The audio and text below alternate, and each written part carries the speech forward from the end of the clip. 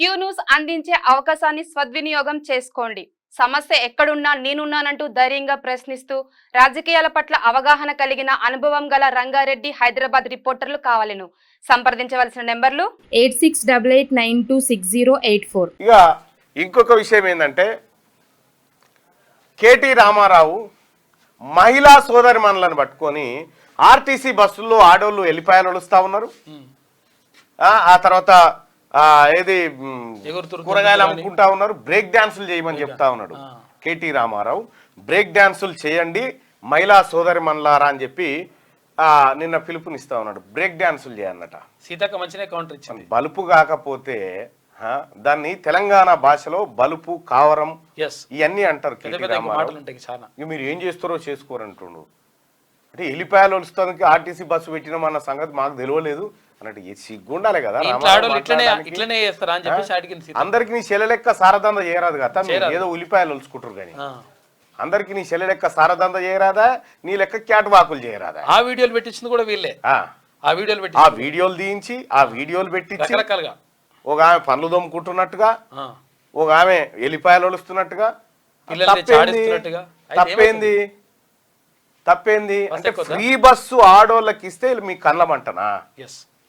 గింత బల్బ్ ఎందుకు కేటీ రామారావు నీకు? గింత ఫకర్ ఎందుకు? ఆడోళ్ళు షీపురు గట్టలు తీసుకొని కొడతారు ఈ బేవకూఫ్ మాటలు మాట్లాడితే. బ్రేక్ డాన్సులు చేయాలా మహిళలు? సిగ్గు శరం ఉందా ఏమన్నా నీకు? ఇంకా బుద్ధి రాలేదా? అసెంబ్లీ ఎన్నికల్లో తుక్కు ఓడగొట్టిరు, పార్లమెంట్లో 0. ఇంకా సిగ్గు శరం రాకుండా ఇంకా మహిళలను కించపరుస్తూ ఇష్టం వచ్చినట్టు నోటికి మాట్లాడి గింత బల్పెందుకు రా భయ్? నాకు అర్థం కాదు.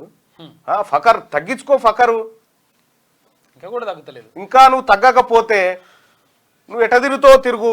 మహిళలు చీపురు గట్టలు చెప్పులతో కొట్టకపోతే అడుగు. నిన్ను తప్పు చేసినారు అంటే తప్పు చేసింది ఎందుకు? తప్పు చేయడం ఈ పార్లమెంట్ ఎలక్షన్లలో మొత్తం ఖతం చేసిరు. ఇప్పుడు కూడా ఇంకా మీకు నెత్తిలకేం కళ్ళు భూమి మీద దీతలేవంటే ఇంకేమన్నా సిగ్గనిపియాలి ఏమన్నా చెప్పడానికన్నా? ఏమన్నా మహిళలు బ్రేక్ డాన్సులు చేయన్నా? ఇప్పుడు మీ చెల్లె బ్రేక్ డాన్సులే చేసిందా? చేస్తారేం పాడు. మీ ఇంటి వాళ్ళంతా బ్రేక్ డాన్సులే చేస్తురా?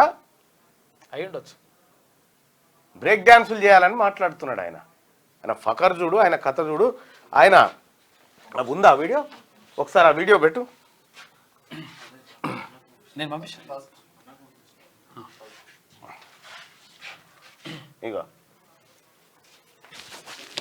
నేను మా సీతక్క చెప్తా.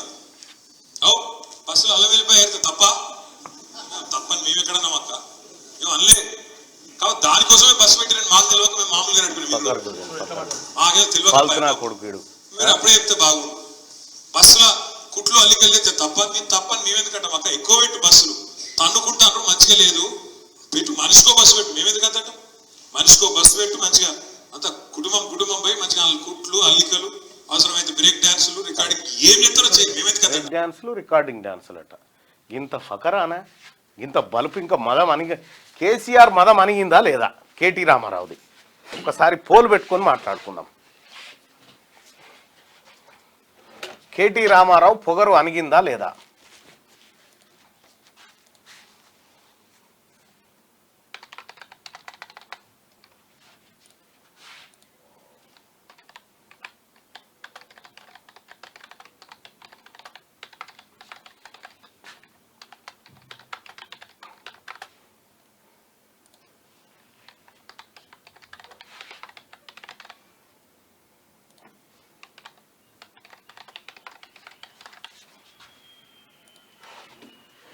కేటీ రామారావు పొగరు అణిగిందా లేదా? పోల్.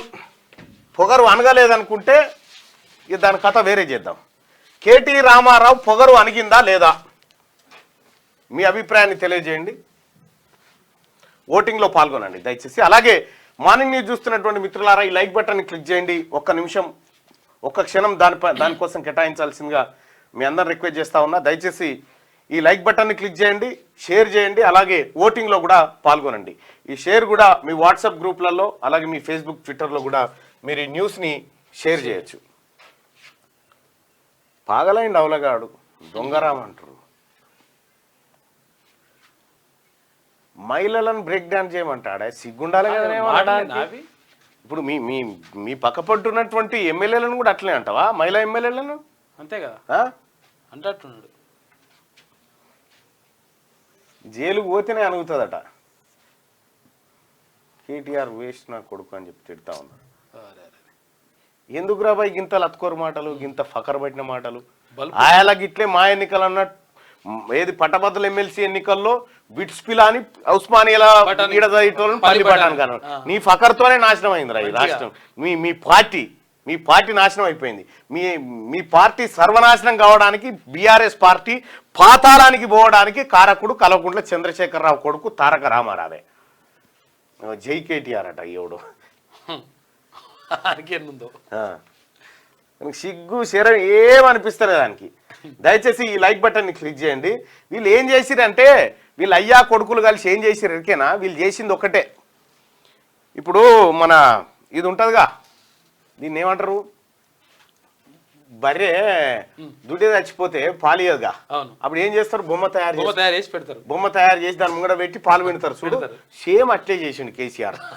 ఓ బొమ్మ తయారు చేసి తెలంగాణ ముంగడ పెట్టి పాలు పిండిను. చచ్చిపోయిన దుడ్డిని ముంగడ పెట్టి తోలు ఒలిసి గడ్డి పెట్టి సేమ్ దుడ్డి లెక్కనే ఉంటది అది. ఇవి బతికే ఉందని తల్లి భ్రమ పడుతుంది. ఇక ఇస్తూనే ఉంటది పాలు, బిడ్డ తాగుతుందేమో. ఇంకా బిడ్డే కాదు, ఈ దుడ్డెలు తాగిరు. తాగిందంతా ఈ కేటీ రామారావు, హరీష్ రావు, కేసీఆర్ ఈ దొంగలు తాగిందే. తెలంగాణ 7 లక్షల కోట్ల ధనం తాగిరు వీళ్ళంతా కలిసి. కవిత జైల్లో బ్రేక్ డాన్సే చేస్తుండొచ్చు మరి కవితమ్మ.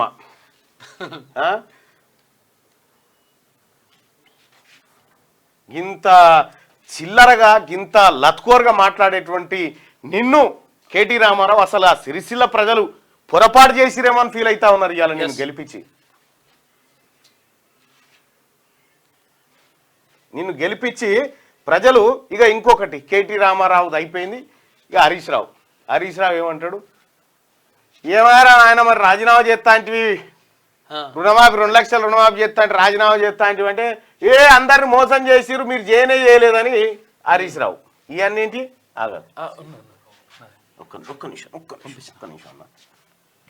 సీత కదా మనిషికో బస్సు పెట్టి మంచిగా అంత కుటుంబం పోయి మంచిగా కుట్లు అల్లికలు అవసరమైతే బ్రేక్ డాన్సులు రికార్డింగ్ ఏం చెప్తారో చేయండి, మేమైతే కదట ఏమంటారు చేయండి.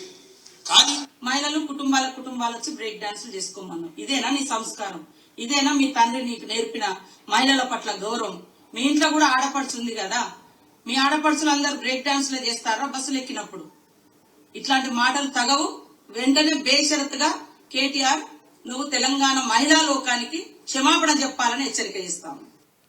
అయిపోయా. ఏమన్నా సిగ్గుండాలి చెప్పడానికి. ఇలా తెలంగాణలో కేటీ రామారావు దిష్టి బొమ్మలు అనేది అలగబెడతా ఉన్నారు ఆడోళ్ళంతా కలిసి. సిగ్గుండాలి చెప్పడానికి కేటీ రామారావు. ఇంకా హరీష్ రావు ఏమంటాడు? ఇటువంటి బేకార్ ముఖ్యమంత్రి నేనే చూడలేదట రేవంత్ రెడ్డి గారిని పట్టుకొని. ఏడెందుకు చూడలే? మీ ఆడికి పోయి చూడిపో, ఫామ్ హౌస్లు ఉన్నాడుగా ఇదివరకు చేసినాడు. ఇదే కదా సేమే. హరీష్ రావుకు సిగ్గు లజ్జ ఉంటే అంటే అమ్మ ఇప్పుడు లేని జరిగిందేమంటావు?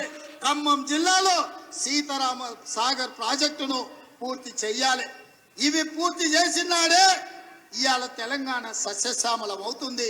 ఈ తెలంగాణ రైతుల కళ్ళల్లో ఆనందం చూస్తాం. అందుకే మిత్రులారా, మీడియా మిత్రులకు కూడా నేను ఒక మాట చెప్పదలుచుకున్నా. హరీష్ రావు గారి సవాల్తో పాటు మా బట్టి విక్రమార్క గారు ఇవాళ ఒక సవాలు విసిరిండ్రు.